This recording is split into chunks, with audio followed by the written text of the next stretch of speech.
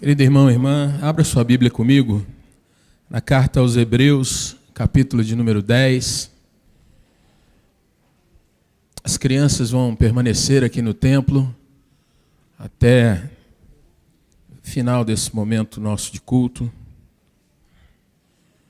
para que possam ser também educadas e edificadas quanto à palavra do Senhor e a ministração do sacramento da ceia. Então eu vou pedir agora para a criançada, para que vocês fiquem bem tranquilas e prestando atenção naquilo que a palavra de Deus vai nos ensinar. Palavra do Senhor, Hebreus capítulo 10, versos 16, 17 e 18.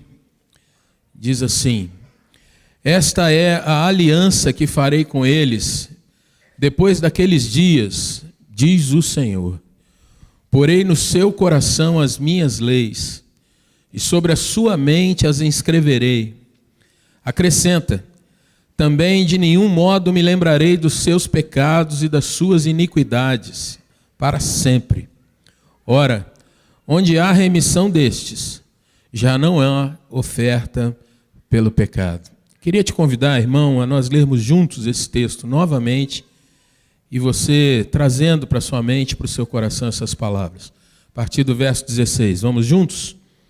Esta é a aliança que farei com eles depois daqueles dias, diz o Senhor.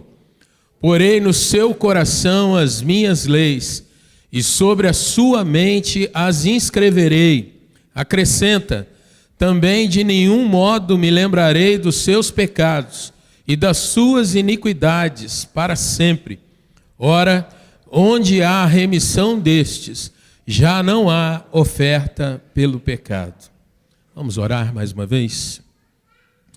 Senhor Jesus, louvado seja o teu nome.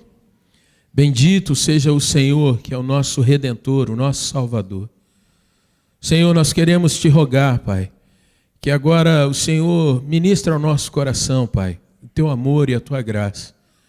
Que nós venhamos a compreender, Senhor, de fato, o quanto o Senhor é precioso, o quanto o Senhor é digno, o quanto o Senhor é o nosso Deus. Abençoa, Senhor, desde o mais novinho aqui até o mais ancião, que possamos, ó Deus, não apenas compreender, mas, ó Deus, perceber de fato que o Senhor nos ama tanto, a ponto de se entregar por nós. Te louvamos e te agradecemos pela tua palavra, e é em nome do Senhor que nós oramos. Amém. Queridos irmãos, ontem pela manhã eu estava num evento, e ali pude ouvir exposição da palavra do Senhor por um dos maiores pregadores desse nosso país.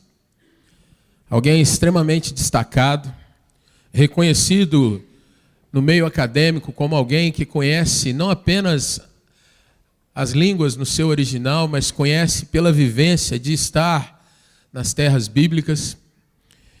E esse irmão que é tão reconhecido, que é tão admirado em muitas e muitas igrejas e denominações, estava fazendo a exposição de Apocalipse, capítulo de número 5. E quando ele chega em Apocalipse 5:4, e ele lê que o apóstolo João, vendo aqueles que estavam de frente ao livro da vida, mas não havia ninguém que conseguisse abrir o livro, e João chorava, é o que o texto diz. E ele chorava porque não havia ninguém que fosse digno de abrir o livro do Cordeiro. Aquele homem, expondo esse texto também extremamente emocionado por conta disso, começa a partir daí a falar daquele que foi o único digno de fato trazer vida, redenção e mudança para a nossa história. E eu fiquei pensando como alguém que conhece tanto as coisas, conhece tanto a Bíblia, já deve ter passado por aquele texto inúmeras vezes, e tem seu coração completamente derramado diante da palavra de Deus e diante da obra que Deus faz na vida dos salvos, na vida da igreja. E enquanto ele compartilhava a questão para um enfoque missionário, que era o teor do evento, e falava que Jesus vai chamando pessoas de todos os lugares desse mundo, de todas as línguas, eu ficava no meu coração pensando o quanto a gente é privilegiado de poder servir a um Deus que de fato cumpre a sua palavra, que é verdadeiro, que não mente, um Deus que é todo poderoso. Queria que você olhasse para o texto que você está lendo, querido irmão. As crianças aqui, quando você ouve essa palavrinha aliança, o que vem no seu coração? Será que é só esse anel que os adultos carregam na sua mão esquerda ou direita, se preparando para passar para a esquerda? O texto que nós estamos lendo, irmãos, ele é uma cópia de um outro texto. Ele é uma menção de um outro texto. E eu acho fantástico na palavra de Deus quando a gente faz essas conexões. E a gente pode ver um texto aqui escrito na década de 60 da nossa era, década de 60, depois de Cristo. Um texto direcionado a uma igreja composta por gente que estava fora já da sua terra, passando por dificuldades para comprovar no sentido de poder viver a sua fé. Uma igreja que já experimentava a zombaria, porque dizia-se cristãos, já experimentavam a questão de muitas vezes serem acusados de não estarem diante do imperador César, prestarem um culto a um Jesus que poucos tiveram contato, e eles estavam desbravando, e o Espírito Santo agia através daquela igreja, para que pudesse falar do Evangelho, para que pudesse proclamar a verdade do Evangelho, e agora Jesus já não está mais entre eles. Então era uma igreja que sofria para viver, uma igreja que sofria para falar e pregar, uma igreja que tinha que de fato experimentar a vivência com o Espírito Santo, para entender a cada dia e experimentar o que era aquela aliança que era tão falada. Nós somos uma igreja, irmãos, aliancista. A igreja reformada tem por sua base de doutrina a questão de crermos e experimentarmos a aliança que Deus tem com o seu povo. Outras igrejas de matizes evangélicas não têm essa questão. Creem na graça, creem na salvação, porém entendem a aliança de uma outra forma. E veja como é que essa aliança, como eu perguntei para os nossos pequenos aqui, ela se desenvolve. O texto diz: eu colocarei no seu coração. Coração é o centro da nossa vontade. Coração é o centro das nossas emoções. O coração é um lugar dentro da nossa vida, diferentemente do músculo. Ele é um lugar da nossa vida onde estão concentradas todas as nossas percepções e aquilo que nos faz agir como nós agimos. Se às vezes nós somos irados com alguma situação, a ira está ali dentro do coração. Se nós temos boa vontade em obedecer, em praticar aquilo que a palavra de Deus nos manda, essa boa vontade está dentro do coração. Se nós somos pessoas realmente inclinadas a fazer o bem, a querer o bem para os outros, essa inclinação está dentro do nosso coração. E a palavra de Deus resume isso dizendo que do coração, desse centro da vontade, desse lugar procedem todas as nossas fontes, tudo aquilo que alimenta nosso comportamento, nosso entendimento, a nossa fala, as nossas atitudes. O autor aos Hebreus diz assim: o Senhor disse para com os crentes, para com o seu povo: eu porei no seu coração as minhas leis. Porei dentro do seu coração o desejo e o entendimento de ter um senso moral, de ter uma disposição de fazer o que é certo, de ser abençoador, de ser alguém que anda dia a dia entendendo que nós não estamos nessa terra para viver os nossos prazeres e desejos, mas estamos aqui, irmãos, salvos por Cristo, para viver a vontade dEle, o desejo dEle, aquilo que Ele quer de nós. E fazendo isso, vivendo isso, nós teremos a bênção do Senhor, nós teremos o entendimento de que tudo nessa vida, por mais difícil que possa parecer, tudo isso está nas mãos do nosso Deus e Ele controla todas as coisas. A continuação do texto diz que Ele não trabalha apenas no que eu e você chamamos de sentimento, mas Ele trabalha também no entendimento. O seu texto diz sobre a sua mente. E aqui o texto nos dá tanto uma base para a gente pensar naquilo que nós sentimos, naquilo que eu gosto ou eu não gosto. Então, o eu gostar ou não gostar de alguma coisa, quando é tratado por Deus, me faz querer, ter o desejo de fato de ser como Jesus. Mas ele diz também sobre a mente. O meu entendimento, aquilo que é razoável, aquilo que de fato eu entendo e consigo comprovar que é certo ou errado, essa compreensão, essa distinção, esse senso moral, também vem do Senhor quando Ele cuida de nós. Eu porei no seu coração as minhas leis, eu porei na sua mente, inscrito, gravado, aquilo que eu tenho te ensinado. E veja, querido irmão, por que isso acontece na nossa vida? Verso 17 diz: porque eu já não mais coloco sobre você condenação sobre os seus pecados. Quando o Senhor diz que Ele não se lembra dos nossos pecados, das nossas iniquidades, não é que Deus passa a ter um lapso de memória. Não é como a gente, que muitas vezes a gente diz para as pessoas assim, não, já esqueci, nem me lembro mais, mas lá dentro do coração isso está guardado. Não é como a gente diz assim, não, deixa isso para lá, mas de repente volta num momento de raiva, num momento de acesso, de fúria. Mas Deus, de fato, Ele não apenas guarda, mas Ele pega tudo isso e nunca mais traz sobre nós condenação quando nós estamos em Jesus Cristo. Como eu falei para você, esse texto, ele é a cópia de um outro texto.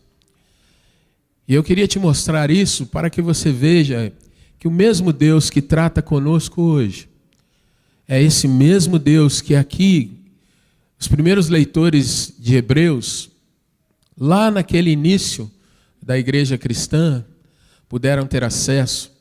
Mas se você olhar na sua Bíblia aí, você vai poder ver isso sendo pregado 600 anos antes de Cristo, quando o profeta Jeremias escreve essas mesmas palavras lá no capítulo 31, versos 33 e 34. Quando nós falamos de aliança, queridos irmãos, nós falamos de um compromisso. Nós falamos de um pacto.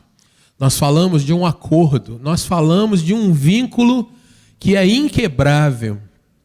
E louvado seja Deus, porque essa aliança parte dele, Ele administra em nós, Ele vai levando isso a ser cumprido e exercido, geração após geração, até a volta do nosso Senhor Jesus.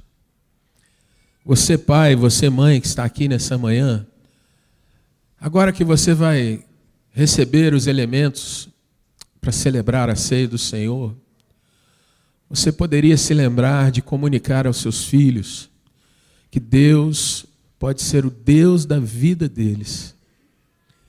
Que Jesus morreu naquela cruz para que eles pudessem ser inseridos numa aliança que Deus tem com o seu povo.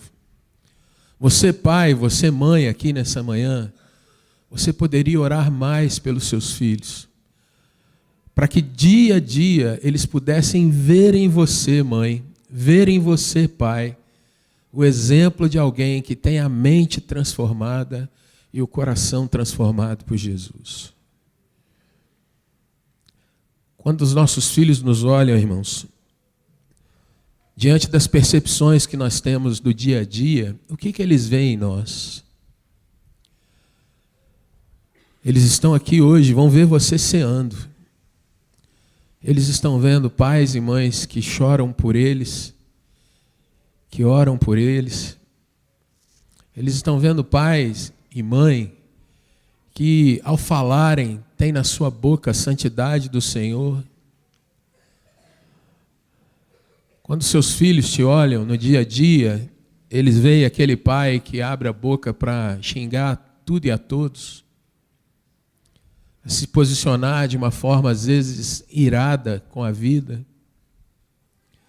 Ou eles enxergam pai, mãe, e agora eu vou estender avós, tios, que têm de fato um coração gravado que pertence a Jesus. Uma mente que raciocina de acordo com os ensinamentos de Jesus.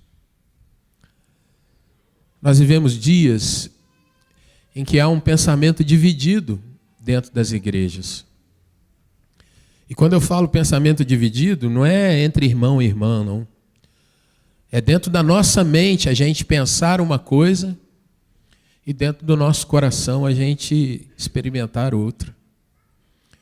Nós vemos dias em que as pessoas se confessam crentes, são evangélicos, presbiterianos, reformados, aliancistas. Mas, quando é para entrar no seu campo de trabalho, Deus fica do lado de fora. Porque, afinal, ali é um outro lugar. Nós vemos pessoas que confessam e amam Jesus, querem fazer o melhor, mas isso está restrito ao domingo. Porque de segunda a sexta é a selva de pedra, é a luta de cada dia. E aí a gente não pode vacilar, porque o mal está aí fora. É um bom argumento até, né?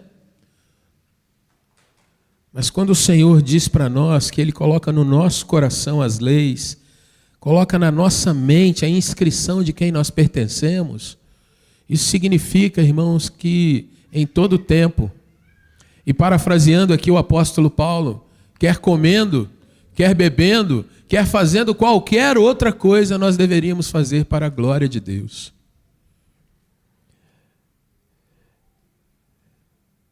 As crianças que estão presentes aqui hoje, eles precisam testemunhar de nós, adultos, que a gente é pessoa séria diante de Deus. Que nós não brincamos com a nossa fé. Que nós não vemos aqui, irmãos, apenas quando a gente está com boa vontade, ou quando estão falando coisas que são agradáveis ao meu coração. A gente está num tempo, irmãos, em que o testemunho da igreja vai ser cada vez mais provado. Cada vez mais você vai ser apertado. Cada vez mais você vai ser colocado contra a parede e vai ouvir aquela pergunta: a quem você pertence? Qual é o seu testemunho? O que há no seu coração? Quando aquele pregador leu que o Cordeiro do Senhor era o único digno de abrir aquele livro, o seu coração estava em júbilo, porque aquele homem viu e percebeu que nenhum dos seus grandes conhecimentos e nenhum do mundo inteiro, nenhuma obra do mundo inteiro, nenhuma grandeza que você imagina que possa nos salvar, seria suficiente para de fato nos dar a condição de confiança de vida eterna. Porém, no nome de Jesus, todo conhecimento intelectual fica de lado, mas a obra de Cristo nos dá a salvação. No nome de Jesus, todo o nosso poderio, a nossa força, os nossos argumentos, as nossas inteligências, tudo isso para. E é o sangue dele que nos cobre diante de um Deus santo, santo, santo. Nessa manhã, quando você tomar o cálice, quando você tomar o pão nas suas mãos, lembre-se que você tem acesso a Deus pela pessoa e pela obra de Jesus. Não por nenhum dos seus méritos, mas porque Jesus é aquele que torna a aliança verdadeira em nós. Deus nos ama. Ama você de uma forma sobrenatural, a ponto de não colocar o peso dos pecados sobre nós mais. Mas quantas vezes, irmãos, a gente está se machucando, querendo atacar os outros de graça, Porque a gente está perdendo, às vezes, a noção de quem nós somos. Nós somos povo de Deus. Nós somos igreja. Nós não somos como os de fora. Verso 18. Ora, onde há remissão destes, onde há remissão dos pecados, aonde há de fato o entendimento que nós somos perdoados por Deus, aonde há o sentimento de que de fato somos livres, já não há mais oferta pelo pecado. Olhe para o seu país. Esse é um mês em que muitos vão sair de extremos do nosso país para se dirigirem a uma cidade, para fazer penitência, para andar em procissões, para fazerem ofertas querendo ser aprovados pela divindade. Levam roupas, levam pedaços de si, cabelo, levam ofertas em dinheiro, fazem inúmeros sacrifícios buscando atingir o favor da divindade. Olhe para a sua vida. Tudo que o Senhor te chamou foi a crer e a viver e se entregar para Ele. Olhe para os seus filhos. Olhe para os seus netos. Pense naquilo que você está legando a eles. Nós vamos participar da ceia do Senhor, trazendo isso ao nosso coração. Como um Deus tão poderoso pode nos amar desse jeito, sendo quem somos. Porque Ele de fato é Deus. E porque Jesus de fato cumpriu toda a obra que poderia nos levar à salvação. Queria te convidar a abrir a sua Bíblia agora, onde o apóstolo Paulo nos remete à obra que Jesus fez. 1 aos Coríntios, capítulo de número 11. Um texto clássico que nós falamos de ceia. Ele vai usar a mesma palavra que nós vemos aqui aos Hebreus. Ele vai usar a mesma expressão para que nós venhamos não apenas a refletir, mas perceber como toda a Bíblia fala somente uma linguagem, a linguagem da redenção, a linguagem da salvação em Jesus, a linguagem da graça. Qual é a linguagem que nós falamos? 1 Coríntios 11, 23. Eu recebi do Senhor o que também vos entreguei. Que o Senhor Jesus, na noite em que foi traído, tomou o pão, tendo dado graças, o partiu e disse: isto é o meu corpo que é dado por vós. Fazei isso em memória de mim. Por semelhante modo, depois de haver ceado, tomou também o cálice, dizendo: este cálice é a nova aliança. Este cálice é a nova aliança. Este cálice é a nova aliança no meu sangue. Fazei isso todas as vezes que o beberdes em memória de mim. Porque todas as vezes que comerdes este pão e beberdes o cálice, anunciais a morte do Senhor até que Ele venha. Por isso, aquele que comer o pão ou beber o cálice do Senhor indignamente, ou seja, sem reconhecer de fato a obra, a pessoa, a morte de Jesus e a sua ressurreição, este será réu do corpo e do sangue do Senhor. Examine-se, pois, o homem a si mesmo, e assim coma do pão, beba do cálice. Pois quem come e bebe sem discernir o corpo, come e bebe juízo para si. Eis a razão porque há entre vós muitos fracos e doentes, e não poucos que dormem. Porque se nos julgássemos a nós mesmos, não seríamos julgados. Mas quando julgados, somos disciplinados, somos trabalhados, somos transformados pelo Senhor, para não sermos condenados com o mundo. Nosso Deus e Pai, nós queremos, Senhor, nessa hora, adorar o Teu nome, Senhor, mais uma vez.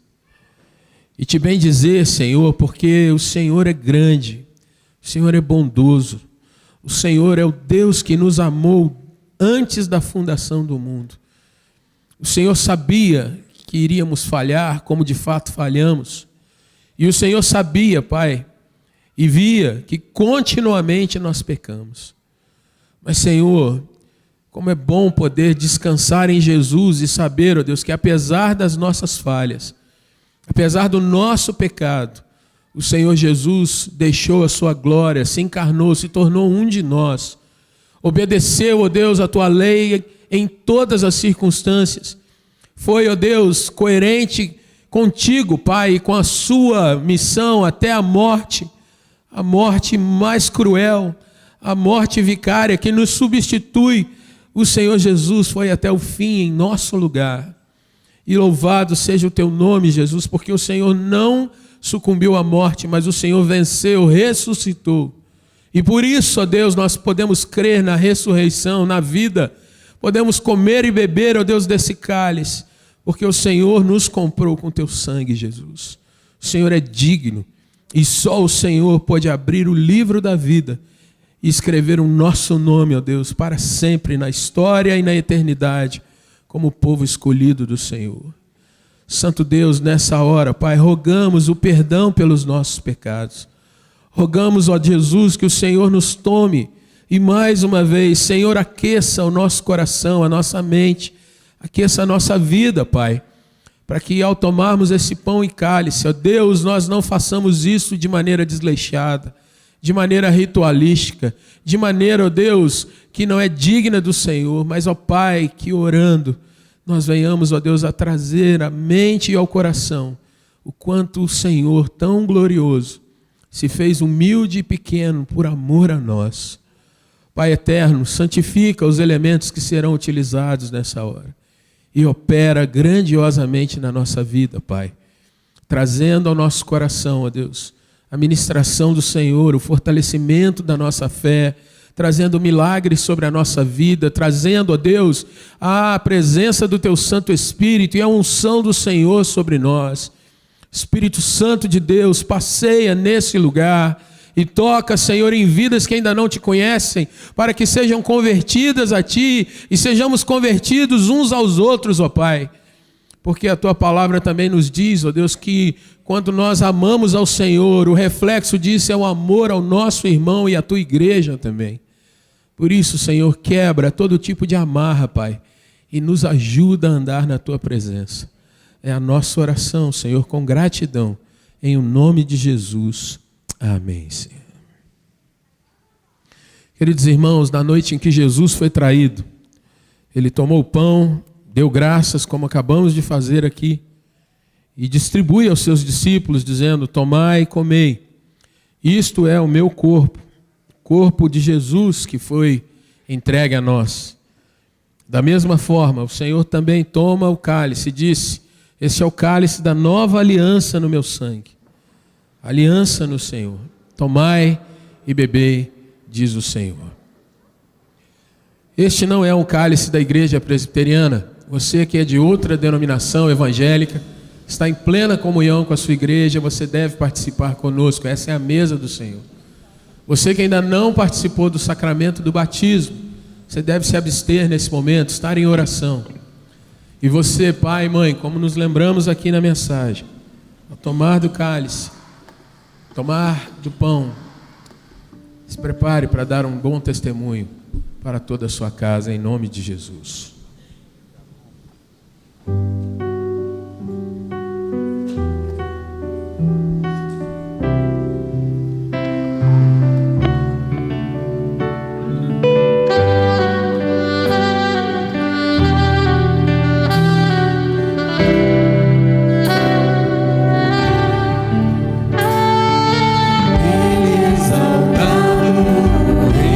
Exaltado no céu.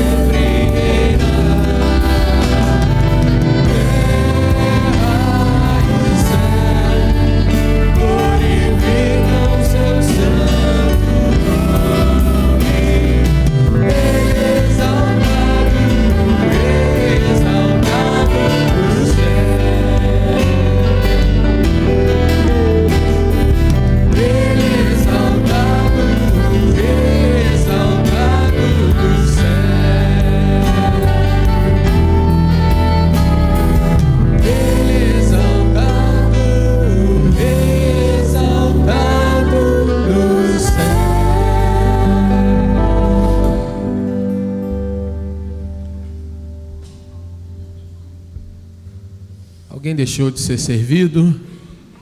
Dê um sinal, levante uma das suas mãos, você será atendido prontamente.